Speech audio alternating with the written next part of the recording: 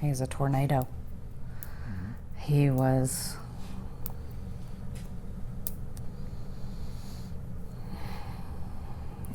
It's hard to explain. He was everything. He could light up a room or make it want to scream. It was depending on the day.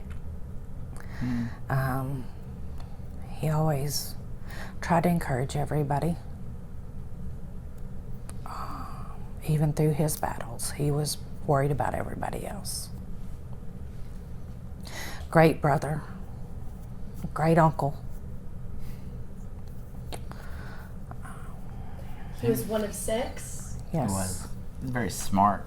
You know, he was a problem solver. There wasn't anything, if he wanted to go do something, and you told him no, and gave him 10 reasons, well, the 11th one better be coming, because he was going to find a way to get to what it was he wanted. He was very good at accomplishing things that he really had his heart set on, and he loved things that normal boys his age did love. He loved cars. He loved his school. He loved his friends. Loved to fight with his little brother and his sister, especially going in her room. Gosh, that was fun. And he was always changing professions. Today he's a mechanic. Tomorrow he's a driller for oil. The next day he's a plumber. Up until he found out what's in the pipes. Then he changed his mind real quick. Yep. Nope, we're changing professions again. So Eli was, I hate to say it, but he was as typical as it gets, but not for us. Eli was the missing part. And, everything that none of us had, Eli had. He wasn't like anybody else. Yeah. What are some favorite, do you guys, I know there's probably a bunch, but a favorite memory that you have with Eli?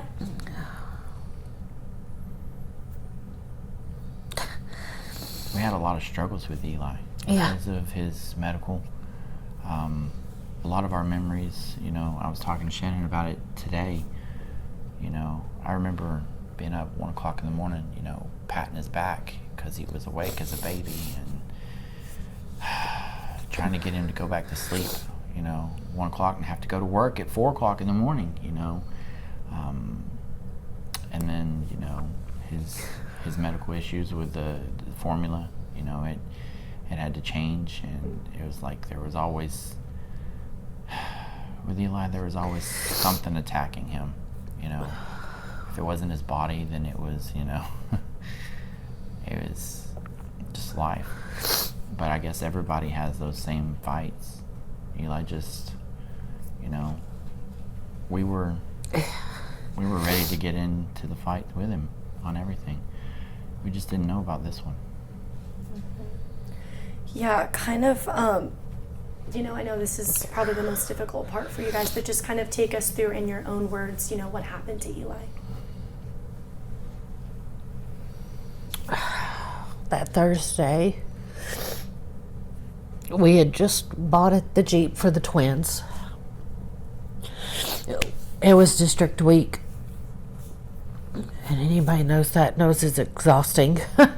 As a cheer coach, as your kids doing, he wanted everybody at this game because we're at a small school, and he wanted our pep section to be the best.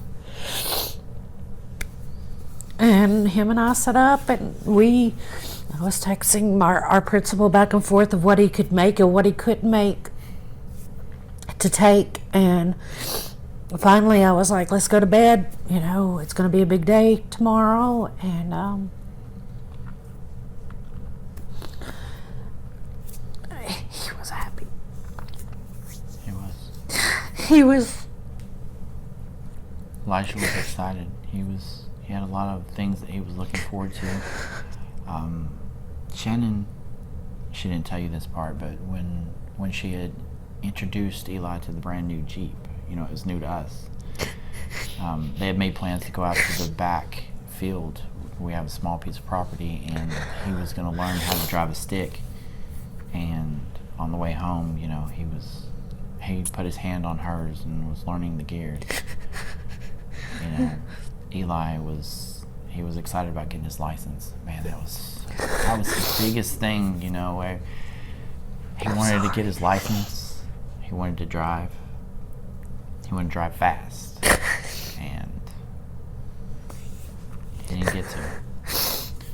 He sent me a text at 10:24.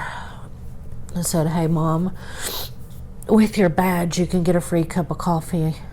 He knew I didn't like their coffee, and I was like, "Okay."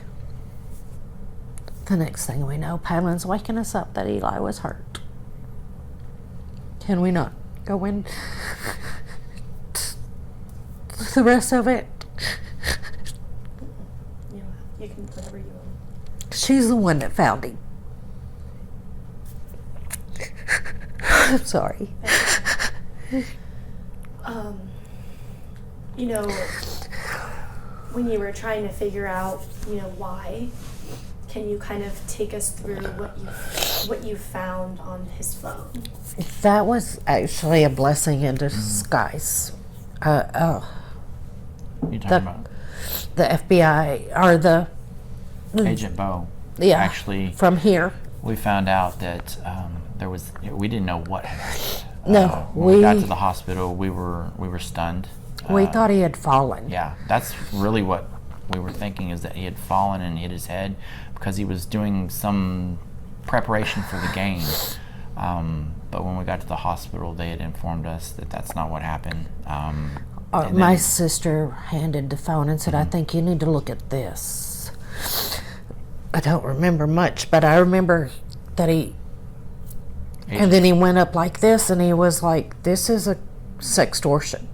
And he immediately put the phone on airplane mode. Yeah. Which, what that does is it saves information for an investigation. For them not to be able to erase it. And he contacted the FBI. Yeah. And at that point in time, he just wanted to know about the phone, and we allowed her sister to go ahead and take care of that. Me and Shannon had our attentions on Eli. We were trying to get him flown from Glasgow to Louisville. That's what they told us they were going to do, and we were making preparations for that while she talked to him.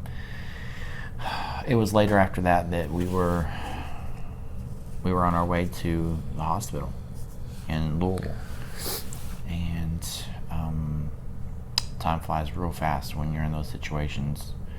So we got up there as quick as we could, and it doesn't feel like it was like 10 minutes maybe. And then we got there, and we were told. Yeah.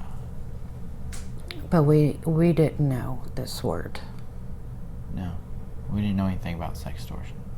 The FBI told you? He's a local. He works for the local sheriff's department, and he had worked for the FBI, and he knew exactly what it was. He did. We didn't know anything about it. We've heard of other things like sexting. We've heard of stuff like that, but this is not something we knew. And I don't even know what we. It's like I don't even remember the days of how we figured out. And then we were contacted by the FBI. Yeah, they contacted us and told us that they wanted to, they were going to start an investigation, and that they wanted to sit down with us and give us information about what it was, because Eli did not make it out of the hospital. They wanted us to, get as much help as they possibly could offer, and give us answers.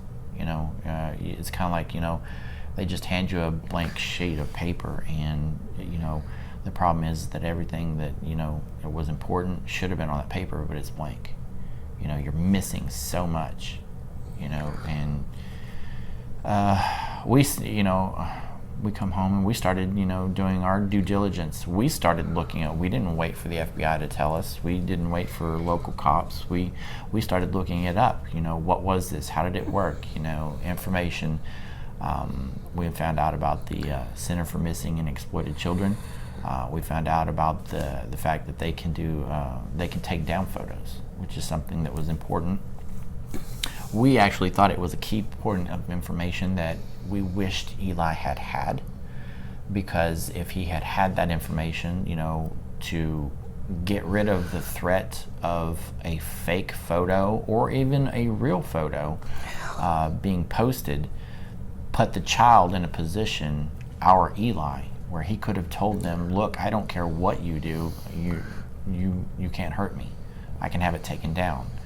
But what hurt Eli and hurt us is the lack of information. We didn't know about the Take It Down button on the Missing and Exploited Children's website. It is for minors only. I don't know why it's just minors, because this crime affects everybody, adults, elderly. We've had so many come up to us about their grandchildren, their spouses, people are losing not just money, they're losing loved ones. Sextortion is the new predator. It's attacking our kids, and we've said it a million times. Our kids are in the middle of a war, they're on the front lines, and parents are absent. And me and Shannon want to change that. We can't save ours, but we do want to do everything we can to make sure that yours are okay. You don't want to join this club of sorrow. It's not a place for anybody to be. And to everybody that has unfortunately joined this club, they need to know that they're not alone. That Don't be embarrassed. don't be embarrassed. We've gotten so many, There's, so many that have. this is such a hard thing to go through. You don't need, society beating you down over it either. Well, I've been told by many parents that it's happened to their kids, but they can't come Can't forward talk about it. because they're afraid of what society's. And we've seen it. I've seen it. If he sent Right. out the photos, why couldn't he handle it? Right. Don't send out the photo if you can't take the heat. What about your guns? Why didn't you have your guns put up? What about the phone? Why didn't you go through the phone? What about did. taking the phone? Why did he even have his phone that late at night? We what did about all money? those things. Yeah. Can you kind of, just a few clarification questions there, can you kind of explain what exactly you found on the phone, like what this person was saying to your son?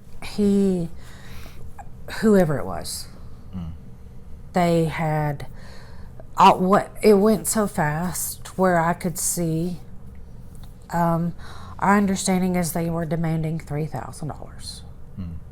Our son Isaac sent him $50 because Eli said he needed it for something. That wasn't enough. I seen a picture, I thought, of the school. It was so fast that we don't know exactly, but we do know the demand was $3,000, and our son sent him $50, but that wasn't enough. Yeah. And what was the content that was threatened?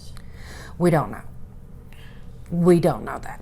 We know it was photos of some kind. Yes. We specifically asked the FBI, as diligent parents, we want to know the same thing you do. Did our kids Did send he- out? photos he shouldn't have sent out? So It doesn't matter if he did. Yeah. I don't care. I don't care who you are. You Right. could be the best parent in the world, but let's face it. They're going to do what Right.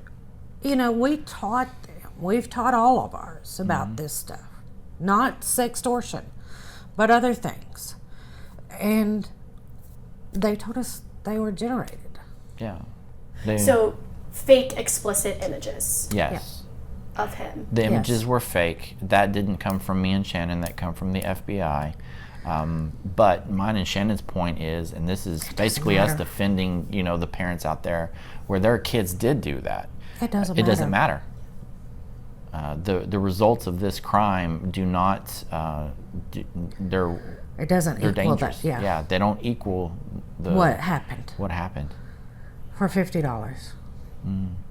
And so Eli was taken to the hospital, and then did he pass away a few days later? This all happened within a few hours. Yeah. What day was that? February 28th. He was gone on 9:30. Yeah. And the investigation, you said the local sheriff's department was involved? Yes. Okay, so what county? Barron. Barron County Sheriff's Department was the investigator. Then they passed it over to the FBI? Yes. Okay, so now it's an active FBI investigation? Yes. Correct. Okay. Yes. So the Barron County Sheriff's Office, they ruled it a suicide, or did the FBI? No. No, Okay. neither. No. Neither. Okay. Okay. They've just told us it's an active case. They don't want to. On his death certificate, it's just a gunshot wound. So it could be Okay. available to prosecute. Yes. There's laws. And laws in the state of Kentucky, if it's a homicide, the penalty for a homicide is less than the penalty for murder. This is being upgraded to a murder is what they believe it could be done. So they haven't named it one or the other yet. Okay. Does that make sense? Yes. We didn't know that till We last didn't- week. Okay, gotcha. Do they believe he took his life? Is that okay? So that's not. The doctor No. told us it was an accident, the way he was. Right. That What come from the we- doctor. It's hard to tell. There's a part of the community that's never going to listen to that. It's okay. Whatever. Yesterday, I was told, Yeah. someone walked up to me and said, "I'm sorry to hear about your son. Yeah. Thank you, but I don't like the way he did it." Yeah. And that gives us hope. That sounds horrible, but we think Eli felt like he was protecting us. Do you know what I'm saying? Like, whatever they were saying in those texts, he felt like he was going to get it to protect us. Eli was very independent, and he didn't. He liked to fix things himself, and our opinion is that that's what he was doing. He was making sure that he was didn't taking come in care of here. himself. They didn't, I think that's what he thought, if someone was coming here. Yeah. And we have, we've been beat up about our guns. We taught our kids the safety of guns. We're not talking about We're a not. toddler. He was 16 years old. That argument's as silly as telling us that we can't. He can't have a cup out of the cabinet. If he wants a cup, he can go get a cup. Same If thing. you knew Eli, it didn't Yeah. matter. And we firmly stand that that's what he was Yeah. doing, is trying to protect us. Yeah. You shared your story and the laws that you've seen passed, the laws that you're hoping to see passed. First let's start maybe locally in Kentucky and what's kind of passed since then. I don't know why. I don't remember how I knew there wasn't a law yet. So I called Steve Riley, talked to him about our story. I know that was on a Tuesday, and by Friday it was signed here. Then we were told about the Take It Down Act, and we reached out to Brett Guthrie to tell our story. And before we knew it, he's telling our story in the committee. Is that right? And not our story, Eli's story. And, it's just, 4 days after Eli, there was another child. And to see that of another family just broke us. We'd never heard of that. A lot of people assumed that it was because of school bullying and, let's advocate about it. No, Eli wasn't being bullied. because I promise you that he would have came home and said something. If he would have not, Palin would have told. Little Tattletale. She would have told. His twin would have said, hey, somebody's picking on Eli and you need to do something about it. Because I have a tendency to be a mama bear. So we're gonna, this bill has sat in Washington for years to be signed. And we were told that they wanted to push it hard. They wanted it to go through. What? How many voted against it? Two? Two. Against it. It's So got a lot of that tells- bipartisan help. That tells us that we're not the only ones that are seeing that a change needs to be made. There's plenty of others. Yeah, like we had talked about. I mean, here in Kentucky, we're hoping that this can become part of curriculum for kids K through 12. I know that in Kentucky now that it has to be posted in school. There has to be some kind of information about sextortion in school. Yeah. Yes. So, I mean, I know that people don't want to say, okay, sex, I understand that. You don't want your kids to, but we've got to face reality. This is, I don't even, the name of it is just gross, but we have to make a change. We have to be, I'm sorry, we have to do it.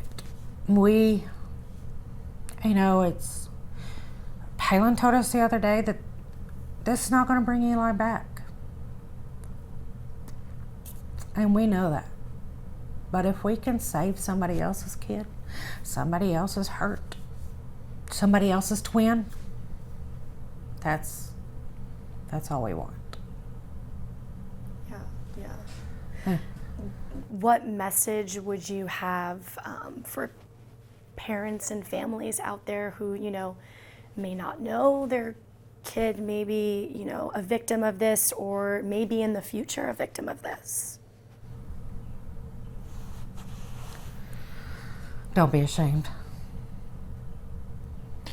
I want parents to know that, when you think you're doing everything right, when, like me and Shannon have talked a million times, we took their phones, we did the looking through their apps, we made sure that, their phones were up at certain times of night, out of 30 days in a month, we got it right 25, and it's the days where you're coming home from practice and you're tired. It's the days when you just don't have the energy to check that one time. Please understand, this type of crime is happening so fast. Brandon Guffey, he's a congressman for South Carolina. I had heard him in an interview, and he stated that the average time is between 3 and 20 minutes. If that doesn't scare parents into understanding that this is dangerous, all the times, think about it, all the times that you get it right, all the times that you did talk to your kids, you did put that gun up, you did, check their phones, all those times are great. But they need to understand, these individuals that are after our children, this is their 9-to-5 job. This is what they do. Celebrate. They celebrate getting money from our kids. And they're after our kids nonstop, continuously. This is not one person contacts your child. This is groups of individuals that are after your one kid. It is hard for one adult to deal with 10 other adults, and this is not fair to put one child against an unnumberable amount of adults that are putting so much pressure on them. The number is between 3 and 20 minutes.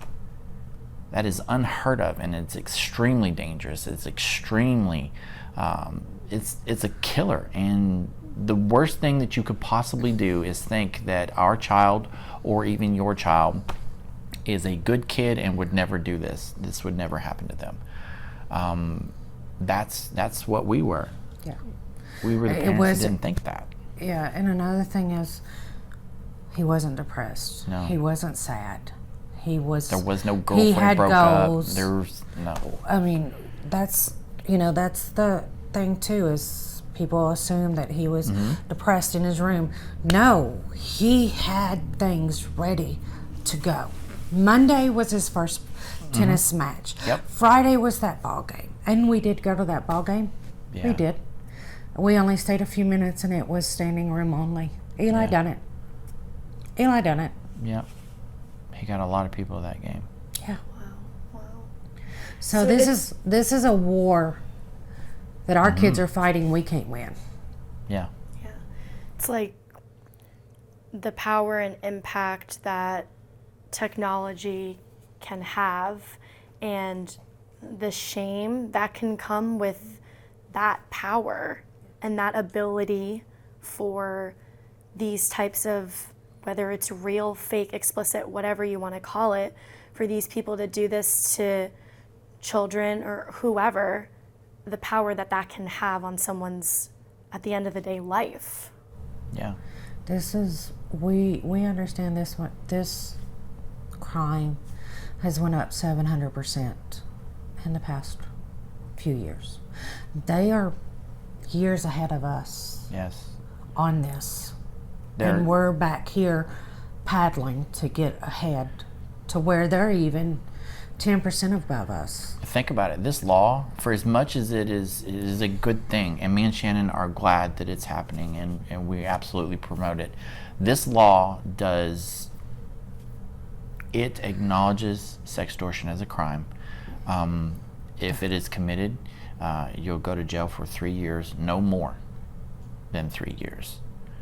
This law does very little to somebody in Nigeria who just got money from somebody over here, and they might be extradited. That's if they're caught.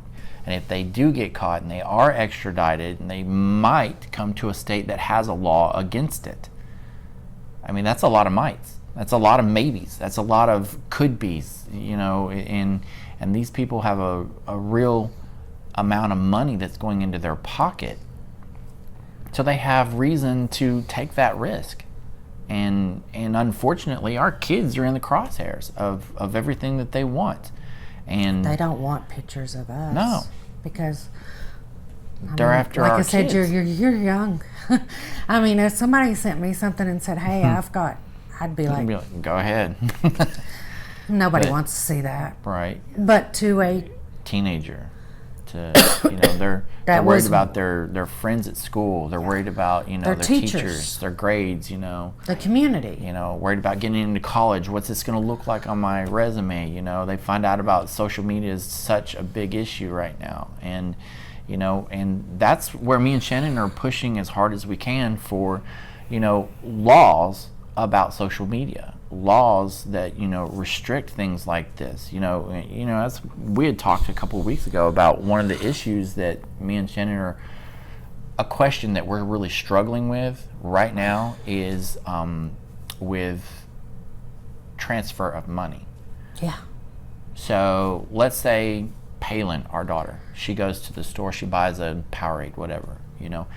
She's minor. She's underage, and we get a notification she has spent $3 for a Powerade.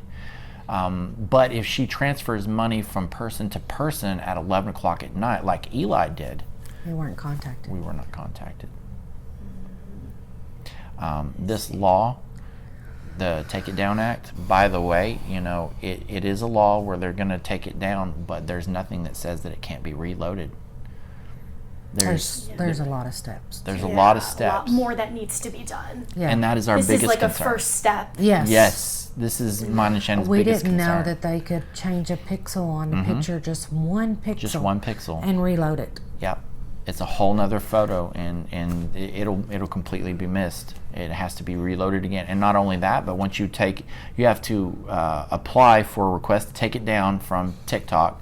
Then you have to go to Snapchat, Instagram. Everything. We want it everything. all. Yep. We want it on one request to go to all of social media. Right. And Yeah. And then another thing we want, we would like to see if the Take It Down will find now. Yeah. Where does that money go? Right. Does it go to the people that are being done this way? Yeah. That's what we, and especially with, and there's other crimes that are involved, like revenge porn, where they're taking photos from an ex and then they're explicitly, giving it out to everybody and, making money off of that stuff.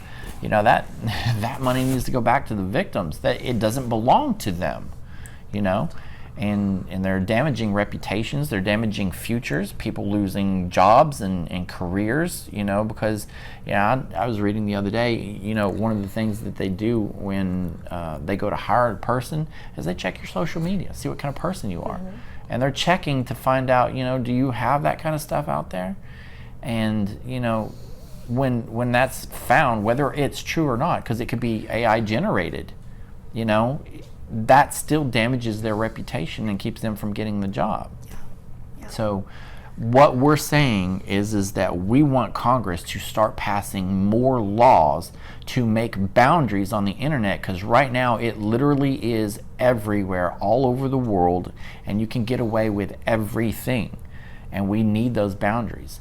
If we can have a boundary at the border with Mexico and with Canada, why can't we have boundaries with these other countries, and why are they allowed to just come into our country, through streaming data and destroy lives like they did ours, or even interrupt, careers in other people? Why is it that, money was transferred out of, Eli's account and possibly sent, I can't say it was definitely because we have limited information, but we've been told possibly to Nigeria, at 11 o'clock at night. That's a no. Don't send money from a minor's account to Nigeria at 11 o'clock at night. That shouldn't be a parent decision. That should be a bank policy. And that's what me and Shannon are wanting from banks. We want banks to be more careful about that. If they see, something suspicious, the cops do, then we want them to contact the banks and put a 3-day hold on that. And we want, education, through the schools, K through 12. They need to know, we haven't even talked about the plugs in Georgia and in Alabama, where they're recruiting people to attack our kids. And those are Americans. For $50. For $50. Wow. Yeah. And I know that, by the time this interview and story airs, you would have met the president already. But I understand that this has gotten the president's attention, and you will be meeting him. You will have met him already. What does it mean that this is getting, attention from our president? To us, it means the parents that have already suffered. 24. Yeah. We were number 24. That they have done their job, and we're coming behind them to help push for more. Like him or not, he's getting results on a lot of things, and we're hoping that this will be another thing that he can help the citizens of this country on. And he's more than willing. We've been told he's going to sign it. So this is a good start. To recognize it is a big, it's a big positive. But we need other senators, we need other congressmen, we need Ted Cruz, we need Guthrie, we need any Jim Jordan. We need all of them to fall in line with coming up with some laws and some regulations against the internet and stop allowing it to have free reign to do whatever it wants. I understand, freedom of speech. I understand, it's important to have freedom of expression. But when that expression and that freedom of speech is putting kids in the ground and it's destroying, lives and liberty for those that were law-abiding citizens, Eli never committed a crime. And, if you need somebody to protect, his name was Eli.